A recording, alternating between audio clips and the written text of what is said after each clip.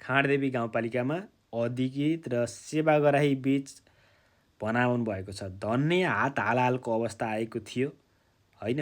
Video लास्टसम्म हेर्नुहोला, comment गर्नुलाई त।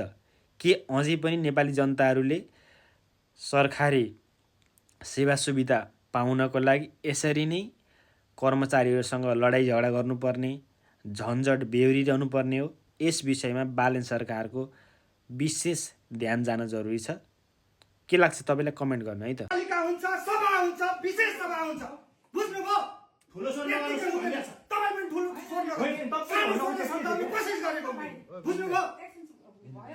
किन अनावश्यक अनावश्यक कुरो गर्नुहुन्छ? मेरो अधिकार क्षेत्रभित्र पर्दैन, म कहाँबाट गर्छु? सुन्नुहोस् न, हेर्दाखेरि चाहिँ यतिका बजेट हुन्छ, उतिका बजेट हुन्छ, नो एक्सपेन्डिचर विदाउट लेजिस्लेसन मान्यता पर्नु भएको छ।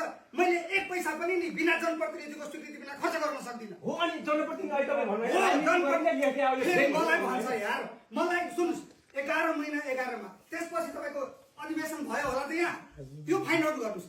विधि पद्धति तौर तरिका किन बुझ्नुहुन्न तपाईँले? यो सबै बुझ्ने भए तपाईँ ठाउँ अरे यार, त त्यही कुरा सम्झाउन कोसिस गरेको होइन तपाईँहरूलाई मैले।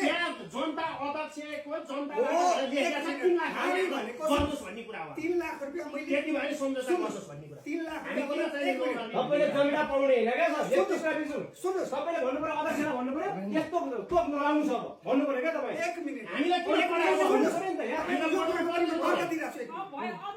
सुन्नुहोस्, अध्यक्ष भन्ने कुरो जुन छ नि, अध्यक्ष पनि एक्लैले गर्न सक्नु